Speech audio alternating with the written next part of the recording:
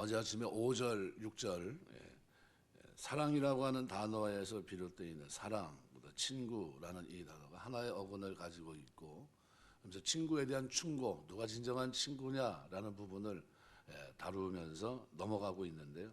이 부분이 같은 충고에 대한 내용들을 다루고 있습니다. 그래서 7절, 8절도 전혀 맞지 않는 것 같은데 그 문맥에서 이해를 하셔야 바르게 이해하는 거고, 9절도 보면은 그래서 기름과 향이 사람의 마음을 즐겁게 하나니 친구의 충성된 권고가 이와 같다 하면서 어떻게 계속해서 충고에 대한 메시지를 전해주고 있는 겁니다. 그럼 오늘 본문도 그런 관점에서 7절, 8절을 이해하시는 것이 맞습니다. 그래서 여기 배부른 자와 줄인 자는 음식에 대해 보이는 이 태도를 대조하고 있는데, 그래서 이 친구 사이의 충고를 다루고 있다고 하는 점을 감안한다면 배부른 자는 자신의 처지에 만족하는 사람이고 줄인 사람은 처지가 공공한 사람이라고 볼 수 있는데, 음식에 대한 이들의 태도는 충고에 대한 반응입니다. 그래서 충고에 대한 반응의 모습으로 우리가 이해하는 게 맞습니다. 그래서 상반절의 문자적인 의미는 배부른 사람은 꿀이라도 발로 밟는다라는 거예요.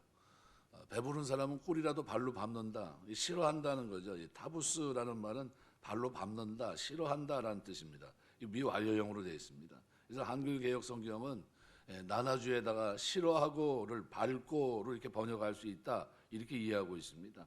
그러니까 발로 밟는다고 하는 것은 아주 지극한 혐오, 멸시를 나타내는 행동이기 때문에 싫어한다는 표현도 틀린 말이 아닙니다. 이 번역도 가능하고, 그래서 꿀은 음식으로는 좋은 것에 대한 상징입니다.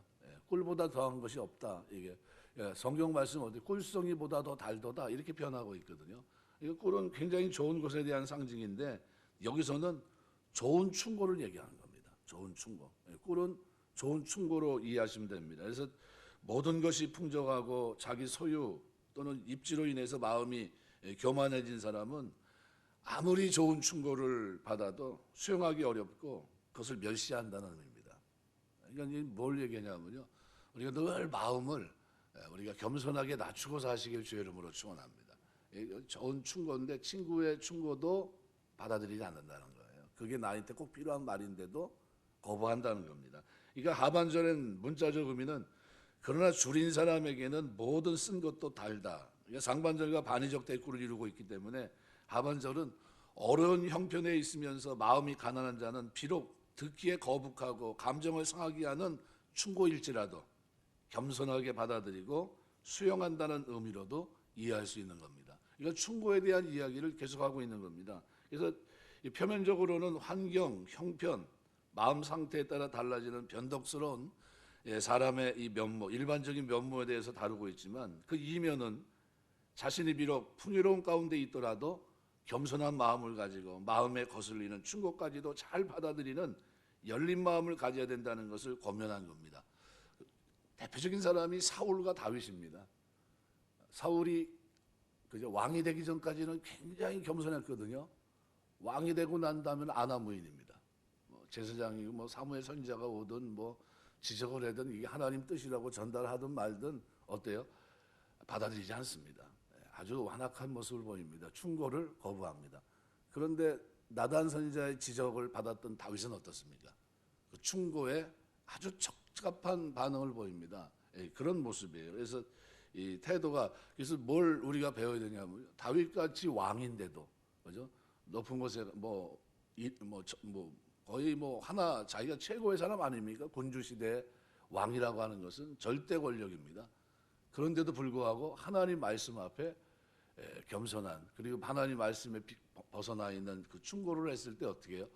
받아들이는 이 모습은 너무나도 아름다운 모습입니다. 그럼 우리가 우리 신분을 이렇게 살아가면서 우리 삶에 적용할 수 있다는 거죠. 뭐냐 하면 진짜 진정한 친구는 누구냐는 거예요. 내가 가는 길에 나에게 좋은 충고를 해줄 수 있는 사람입니다. 심지어 어떤 조언까지요? 통책, 아픈 뼈 아픈 말을 해줄 수 있는 사람이 진짜 친구라는 거예요. 왜요? 그것을 해줄 수 있는 사람은 없거든요. 왜? 관계가 무너질까 봐 말을 못합니다. 이거 얘기하면 그 사람 나 미워하는 거 아닌가? 그러니까 사람이 뭐가 안 돼 있냐면 받아들일 준비가 안 돼 있고 마음이 안 돼 있어요. 근데 우리 그리스도인들은 누굽니까? 받아들일 줄 아는 마음이 있어야 된다는 거예요. 얼마든지 오픈되어 있고, 그래서 열린 마음이 그래서 복입니다. 열린 마음이. 들을 수 있는 귀 열려지고 그것이 받아들여지고 그리고 내 삶을 바꿀 수 있다면 그거보다 아름다운 것이 어디 있습니까? 그래서 이 배부른 자, 줄인 자 음식에 대한 태도를 보이는 것 같지만 정작은 뭘 얘기하고 있으면 충고에 대한 자세를 설명하고 있는 겁니다. 우리가 살아가면서 늘 겸손하게 받아들일 수 있는 넓은 마음 가지고 사시길 주의 이름으로 축원합니다. 두 번째로 오늘 8절 보시면은 고향을 떠나 유리하는 사람은 보금자리를 떠나 떠도는 새와 같다. 히브리인들에게 있어서 이 본향은요 굉장히 중요합니다. 그런데 아브라함을 평할 때 본향 찾는 것을 나타내미라 히브리서에 기록하고 있거든요. 그러니까 그는 이 땅에 살면서 하나님이 준 그 땅이 아니라 하늘의 본향을 바라보고 살았다는 거예요. 그런데 여기 이 본향은요 가나안 정복 이후 각 지파별로 가족별로 분배받은 땅을 의미합니다. 이것은 하나님께서 이스라엘 자손들을 애굽에서 구원하셔서 그들에게 선물로 주신 땅으로 그 자체가 하나님의 구원과 축복의 실체로 인식됐습니다. 땅은 그래서 굉장히 중요한 축복이었습니다. 그래서 하나님이 부여하신 땅이기 때문에 누구도 그것을 타인에게 빼앗거나 또는 누구에게나 양도할 수 없었던 것이 땅입니다. 그런데 서로 누군가 너무나 비난해서 어쩔 수 없이 땅을 팔게 되었다면 어떻게 해야 됩니까? 가까운 친족이 그 값을 주어서 대신 사줘야 됐고요. 만일 그러지 못할 경우는 신현에 기해서 각 땅이 원 소유주에게 돌아갈 수 있도록 했던 겁니다. 그러니까 히브리인들에게 있어서 이 땅은 하나님이 주신 것으로 타인에게 영구히 양도될 수 없는 아주 귀한 겁니다. 따라서 이처럼 소중한 기업이 있는 본향을 떠나 유리한다는 것은 그 자체가 뭡니까? 고통이고 그것은 저주입니다. 그러니까 친구 사이의 충고를 받아들일 것을 권면하는 단락이기 때문에 8절 상반절에도 문맥과 어울리지 않는 것 같이 보일 수 있습니다. 그런데 여전히 충고라는 메시지를 전달하고 있는 겁니다. 그래서 문맥적 의미를 감안한다면 본절은 마땅히 받아들여야 될 충고를 받지 않으므로 하나님 백성의 공동체와 상관없이 살아가는 자들을 비유적으로 나타낸 거예요. 하나님의 공동체에서 멀어져 있는, 그래서 이탈해 있는 그런 모습, 탕자같이 살아가고 있다. 그죠? 진짜 약속의 땅에 대한 기업 약속이 있음에도 불구하고 그와 관계없이 살아가고 있는 삶 얼마나 비참합니까? 그래서 이 정신적인 불량화 또는 영적으로 바른 신앙의 뿌리를 내리지 못한 사람들을 염두에 둔 표현입니다. 그렇다고 한다면 우리는 하나님 앞에서 우리가 지금 골로새서 말씀을 금요 철야 기도 때마다 쭉 묵상하고 있는데요. 3장을 보시면은 1장, 2장은 우리가 말한 대로 이론입니다. 우리가 어떻게 이렇게 됐다라는 그런 이야기를 쭉 얘기하고 있다면 오늘 3장서부터 뭐예요? 삶의 문제를 다룹니다. 삶의 문제. 이거 굉장히 중요한데 그러면서 3장은 이렇게 합니다. 그러므로 너희가 그리스도와 함께 다시 살리심을 받았으면 이게 뭡니까? 죄에 대해서 죽고 의에 대해서 산 자가 되었다고 한다면 위의 것을 찾으라 이렇게 얘기합니다. 거기는 누가 계세요? 하나님이 우편에 앉아 계시는 거다. 위의 것을 생각하고 땅의 것을 생각하지 말라. 이는 너희가 죽었고 너희 생명이 그리스도와 함께 하나님 안에 감추었습니다. 우리 생명이신 그리스도께서 나타나실 그때 너희도 그와 함께 영광 중에 나타나리라. 지금은 제한되어 있지만 그런데 이 땅에서부터 어떻게 해요? 위의 것을 생각하고 살아가는 삶, 이것이 구원받은 자의 삶입니다. 그래서 위의 것을 찾으라, 위의 것을 생각하고 땅의 것을 생각하지 말아라. 이 내용을 3장에서 어떻게 보면 실천으로 넘어가는 부분에서 얘기를 합니다. 이게 뭐냐면요, 우리의 일상을 얘기하는 겁니다. 기독교 영상은요, 한마디로 딱 얘기하면 이겁니다. 기독교가 말하는 윤리는 관계 속에서의 윤리입니다. 그게 무슨 얘기냐면요, 하나님과 나와의 관계 속에 내가 새롭게 정립이 된 겁니다. 그래서 거기서부터 윤리가 시작되는 거예요. 내가 아버지 자녀인데 어떻게 이렇게 살 수 있지라는 거예요. 내가 죄에 대해서는 죽은 자고 의에 대해서는 산 자인데 어떻게 이렇게 살 수 있지라는 거예요. 이것이 우리 삶의 바탕입니다. 그래서 위의 것에 초점을, 여기 누가 계시다고요?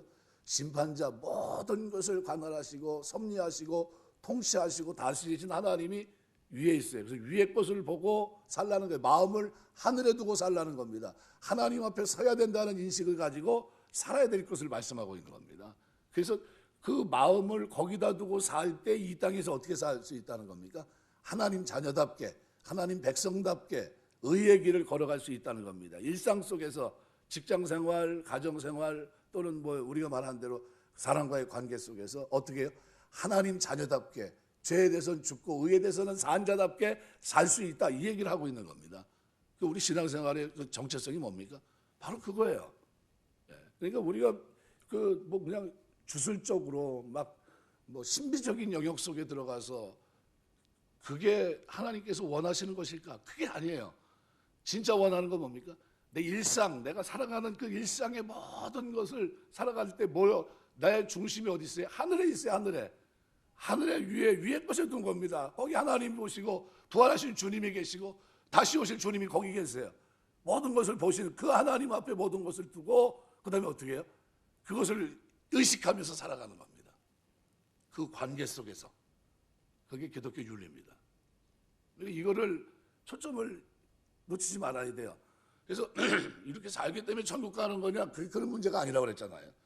그런 관계가 설정됐기 때문에 우리가 하나님 경외하고 하나님 사랑하고 이웃 사랑하며 사는 겁니다. 그걸 놓치면 안 돼요. 그게 본질이거든요. 그래서 8절 하반절에서도 보금자리를 떠나 떠도는 새는 얼마나 비참한 겁니까? 어디에 있어야 돼요? 아버지 품에 있어야 됐습니다. 하나님과 관계 속에서 우리 시선을 위에다 두고 살아야 되고 마음이 거기가 있어야 되고요. 그렇게 살아야 되는데 보금자리를 떠났다는 건 뭡니까? 그게 세상에 가 있다는 거예요. 세상에. 내 모든 초점이 하늘에 아니라 땅에 두고 있다는 겁니다. 그래서 위의 것을 보라는 거예요. 자꾸 땅에 초점을 맞추지 말고. 그래서 한글개혁성경은 하반절에 나오는 이 본문 보금자리를 떠나 떠도는 새와 같다라는 이 부분이 문장 서두에 나옵니다. 원문에는. 그러니까 비유에 해당하는 이 부분을 문장 가장 앞에 위치하면서 본향을 떠나 유리하는 사람의 처량한 처지를 의도적으로 부각시키고 있는 겁니다. 얼마나 비참하냐 하는 거예요. 그러한 사람들의 가련한 상황을 강조적으로 묘사한 겁니다. 그래서 보금자리를 떠났다고 하는 것은 원문의 뜻은 그녀의 둥지로부터라는 뜻이에요. 그러니까 어미새가 둥지를 지키고 알을 품고 부화해서 새끼를 잘 길러야 될 책임이 있는데 그런데 본문에 나타나는 어미새는 어떤 일인지 둥지를 떠나 홀로 애처롭게 떠놀고 있어요. 마땅히 있어야 될 자리에 있지 못하고. 이 둥지를 떠난 새는 그야말로 자신이 마땅히 머물러야 할 것을 떠나 헤매는 불안정한 인간의 모습을 너무나도 실감나게 보여주는 비유가 아닐 수 없습니다. 그러면 이 문맥에 비춰볼 때 오늘 본절은 어떤 얘기입니까? 진심 어린 충고를 듣지 않는 사람은, 진심 어린 충고를 어떻게 해요? 헤아리지 못하고 감사함으로 받지 못하는 사람은 공동체 가운데 어울릴 수 없고 결국 둥지를 떠나 떠도는 새와 같이 처량한 신세에 처하게 될 것을 보여주는 그런 경고인 겁니다.